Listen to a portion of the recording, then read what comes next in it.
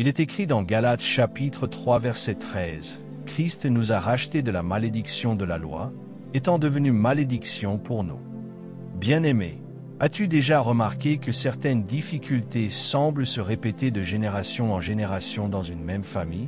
Maladie chronique, échecs répétés, pauvreté persistante, divorce fréquent ou encore stagnation spirituelle. Ce ne sont pas toujours de simples coïncidences, mais parfois l'ombre de ce que la Bible appelle des malédictions familiales. La bonne nouvelle, c'est qu'en Christ, ces chaînes peuvent être brisées facilement, et ta vie peut refléter la bénédiction de Dieu. Aujourd'hui, je veux t'inviter à un voyage spirituel où nous allons explorer ensemble, à la lumière des Écritures, comment identifier ces malédictions et surtout comment les briser par la puissance du sang de Jésus-Christ. Ce message n'est pas seulement une révélation, c'est une clé de transformation pour ta destinée. Reste attentif jusqu'à la fin, car une prière prophétique sera relâchée pour ta délivrance. Mais avant d'aller plus loin, si tu crois que ce message est pour toi, je t'encourage à aimer cette vidéo, à t'abonner à la chaîne Leader du Royaume 2 et à activer la cloche de notification.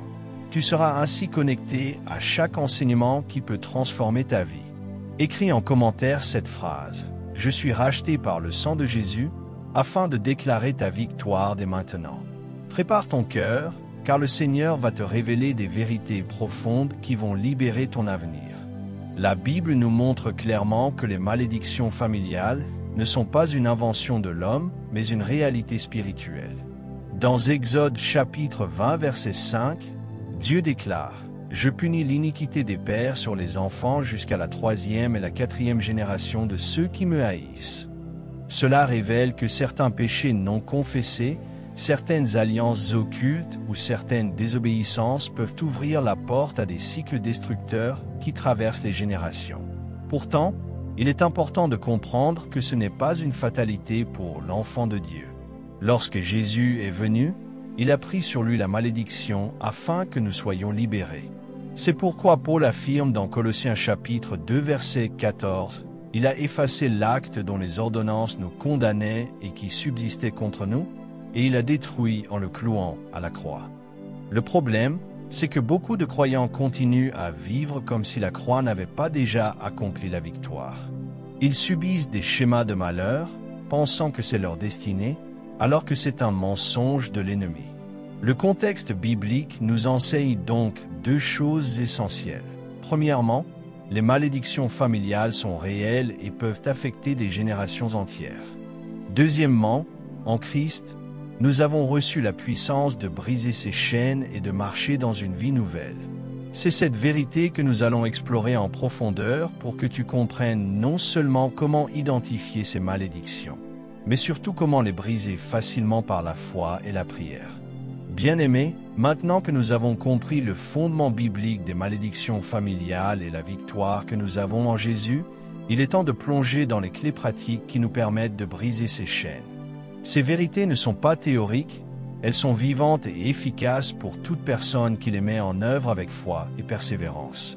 La première étape pour briser les malédictions familiales consiste à reconnaître leur origine spirituelle et à confesser les péchés qui ont ouvert la porte à ces cycles destructeurs.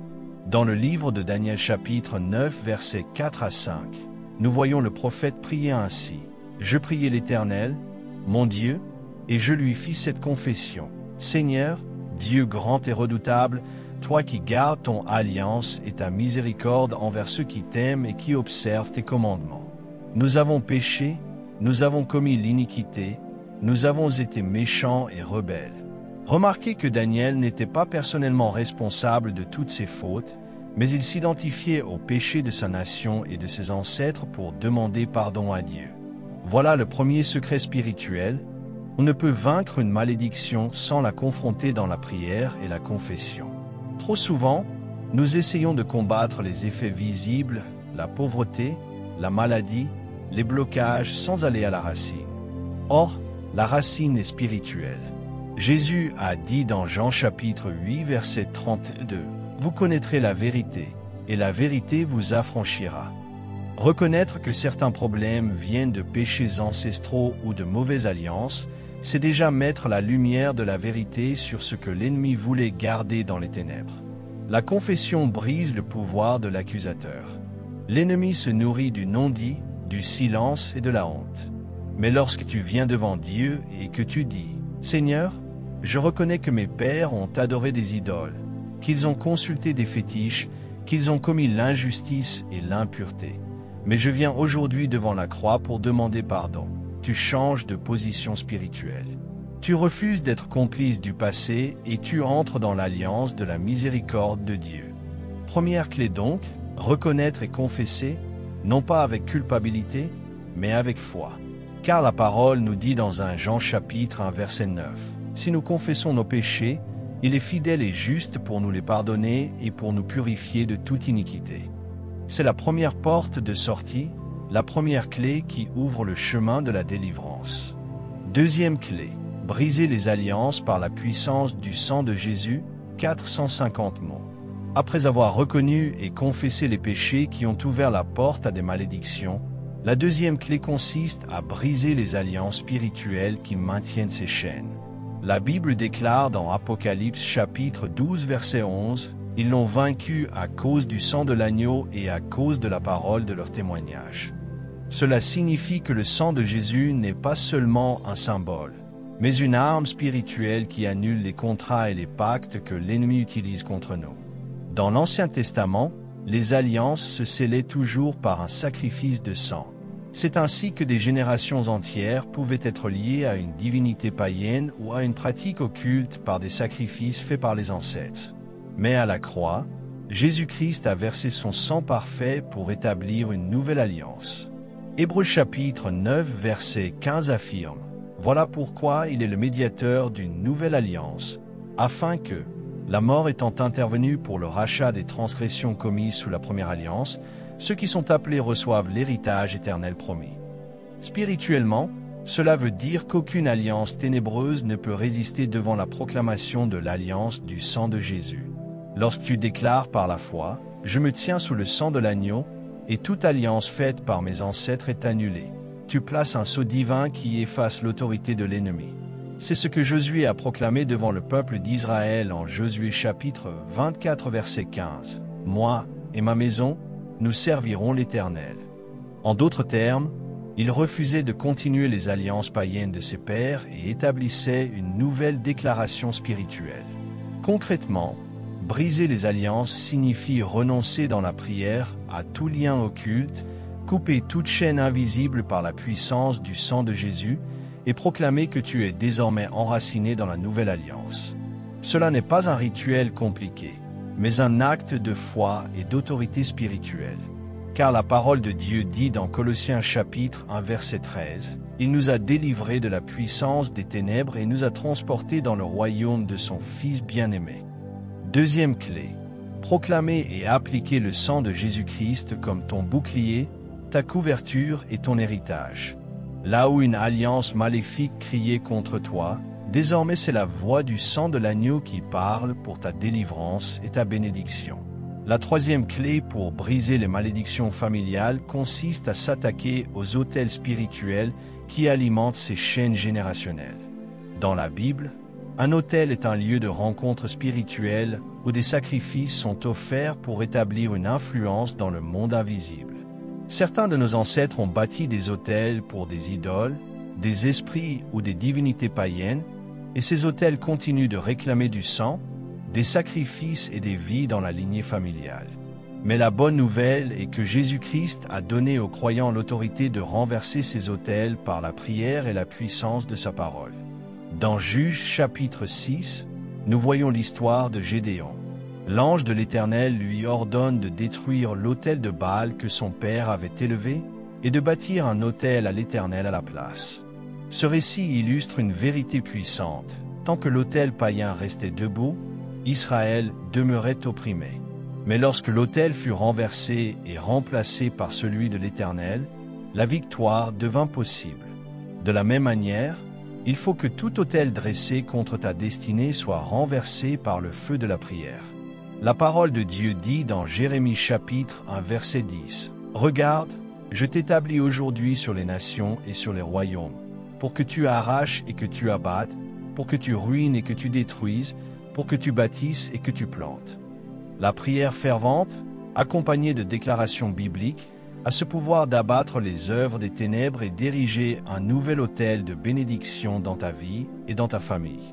Concrètement, cela signifie se tenir dans la présence de Dieu et déclarer « Tout autel qui réclame ma vie, qui réclame mes enfants, qui réclame ma maison est renversé par le nom puissant de Jésus. » Ensuite, il est essentiel de rebâtir, c'est-à-dire d'établir un autel d'adoration, de prière et de consécration à Dieu dans ta maison.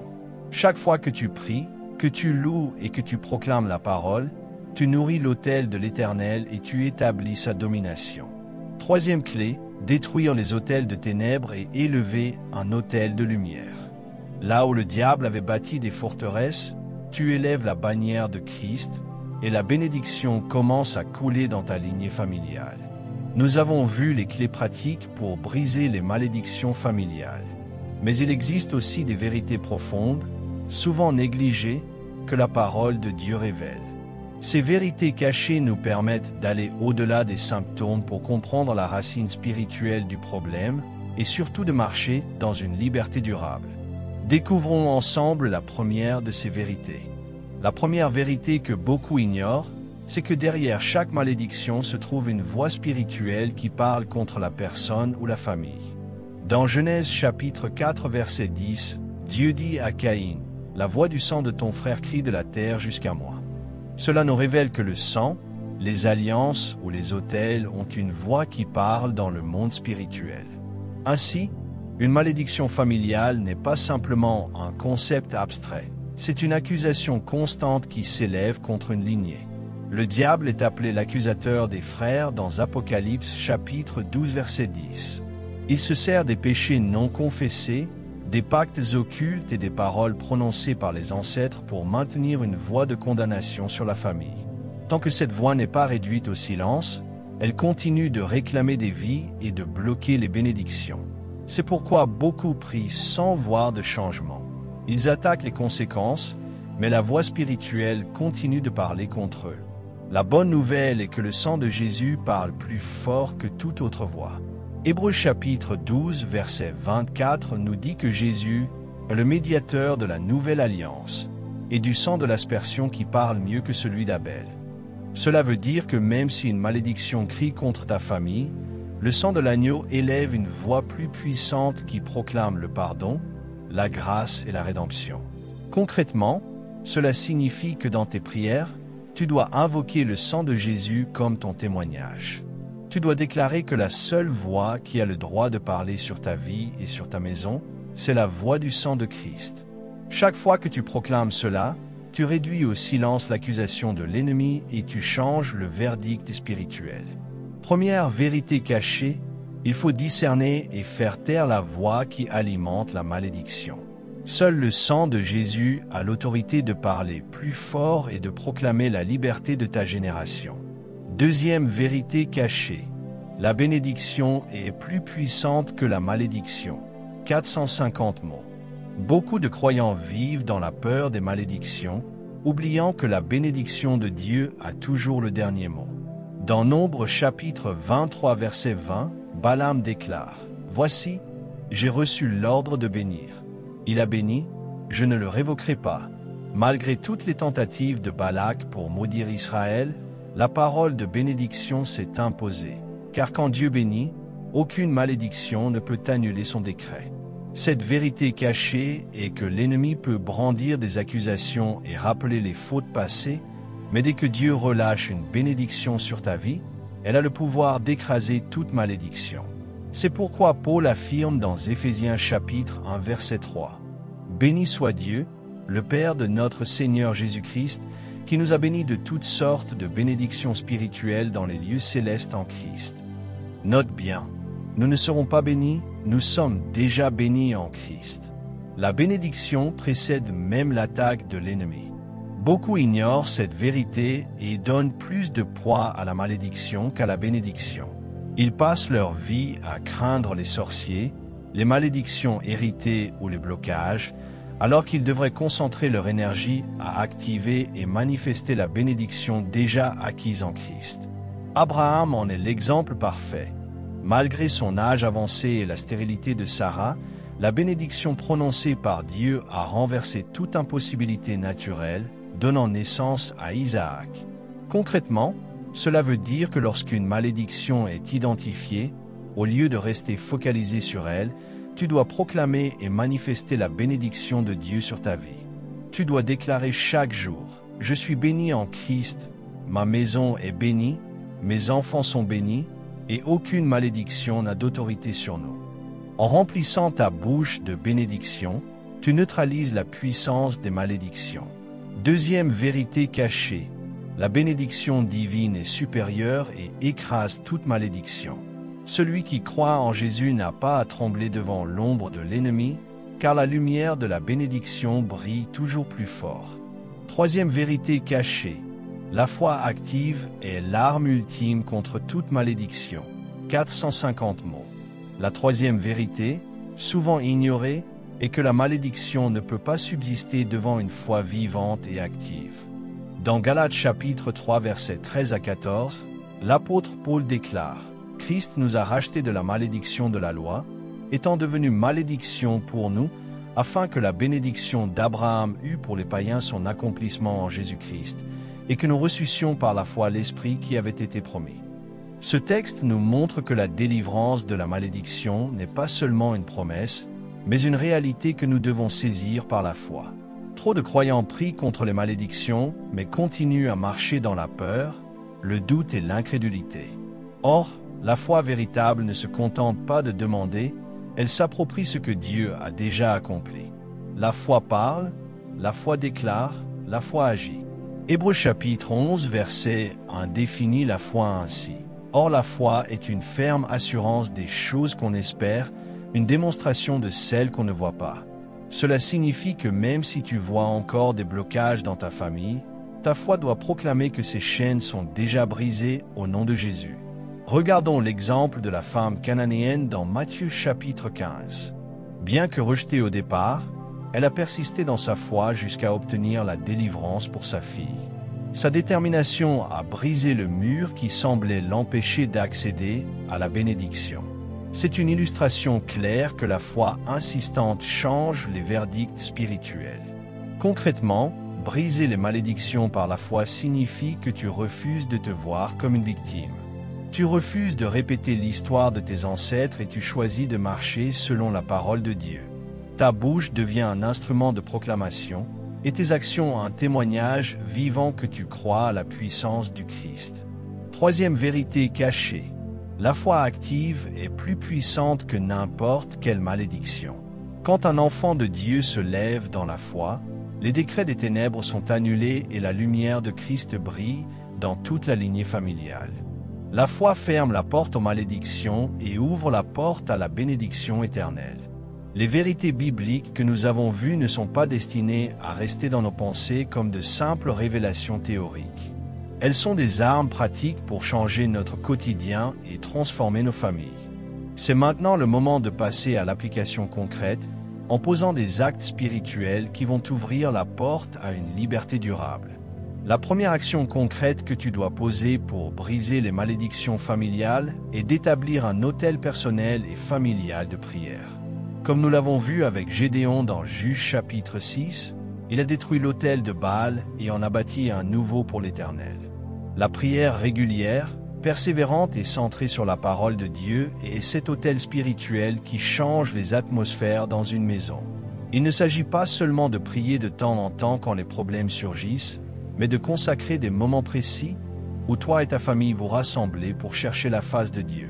Jésus dit dans Matthieu chapitre 18 verset 20, « Car là où 2 ou 3 sont assemblés en mon nom, je suis au milieu d'eux. » Chaque fois que vous vous réunissez pour prier, vous établissez un lieu de rencontre où la présence de Christ détruit les influences négatives et libère la bénédiction.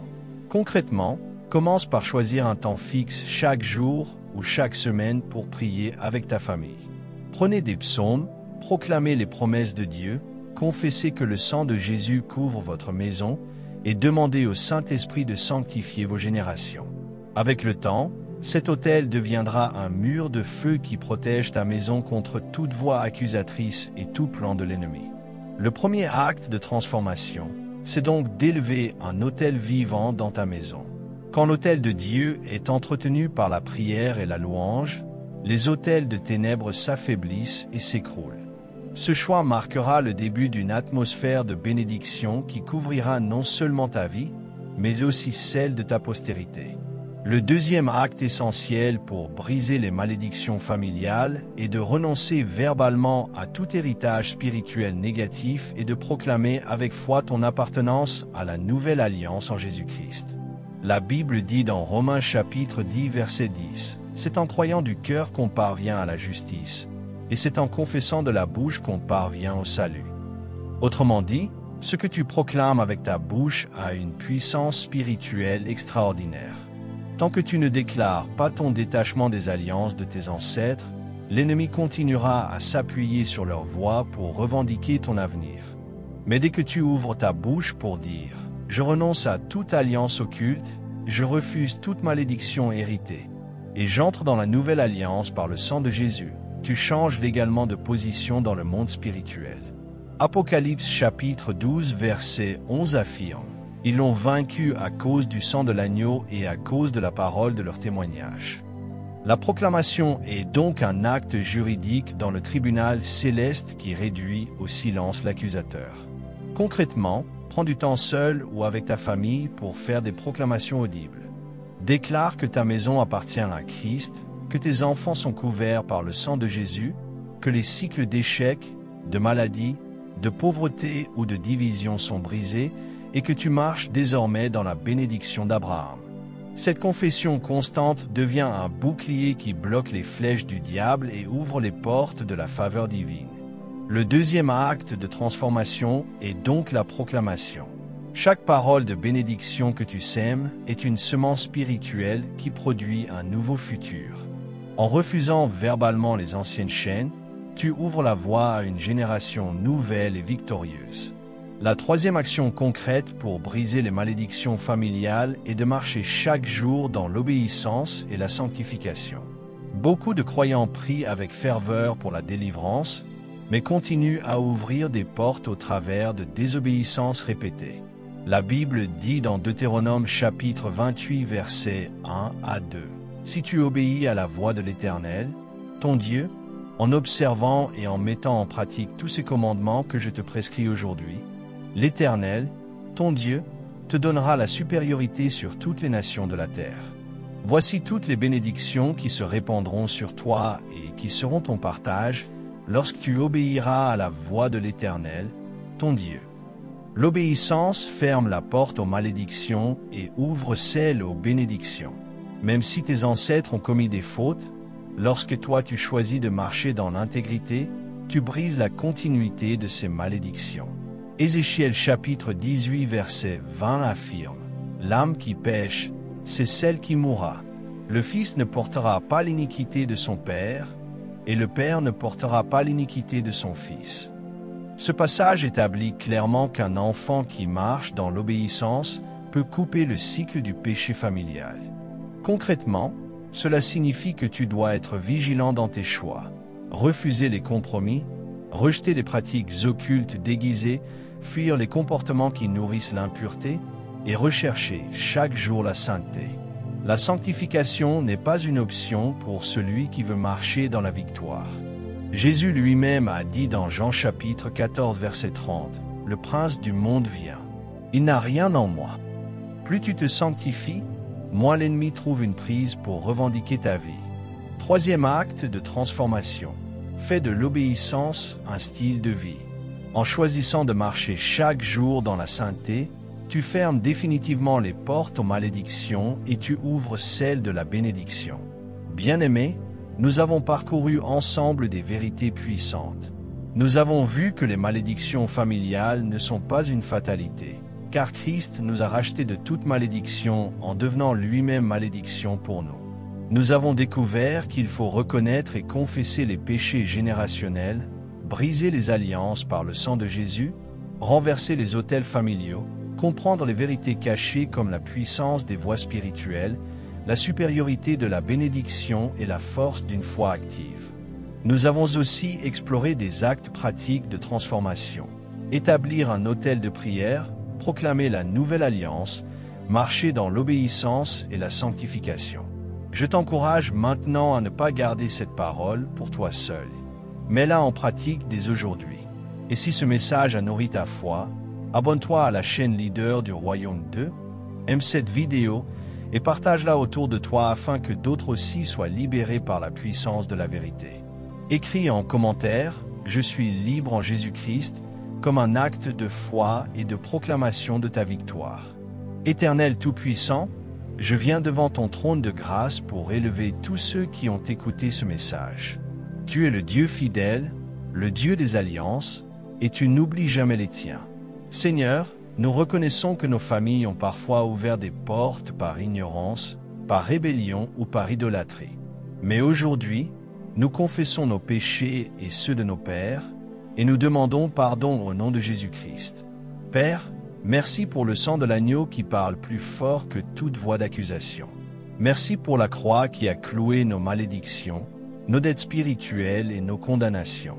Je proclame au nom puissant de Jésus que toute voix qui s'élève contre cette personne est réduite au silence maintenant. Que le sang de Christ devienne son témoignage devant le tribunal céleste et que toute accusation soit annulée. Seigneur, je brise maintenant tout lien occulte, toute alliance générationnelle qui maintenait cette famille dans la pauvreté, la maladie, l'échec, la division ou l'oppression.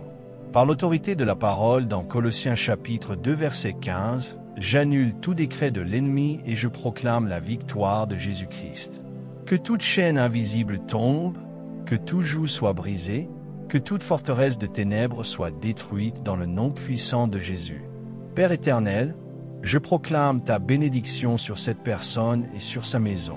Comme il est écrit dans Éphésiens chapitre 1 verset 3, je déclare qu'elle est déjà bénie de toutes sortes de bénédictions spirituelles dans les lieux célestes en Christ.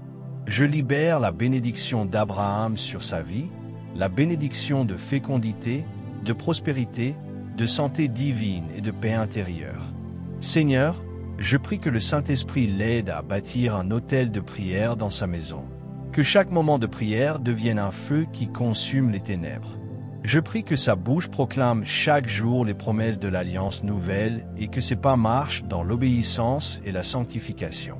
Que sa maison soit connue comme une maison de lumière, où la gloire de Dieu demeure et repousse les forces du mal. Père, je prophétise sur cette personne. Tu n'es plus esclave des malédictions.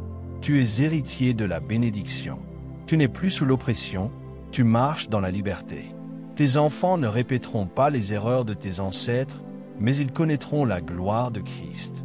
Tes générations ne vivront pas dans l'échec, mais elles porteront le témoignage de la victoire. Seigneur, je scelle cette prière par le sang de Jésus, et je déclare que dès aujourd'hui, un nouveau chapitre s'ouvre pour cette vie. Un chapitre de bénédiction, de percée, de gloire et de restauration.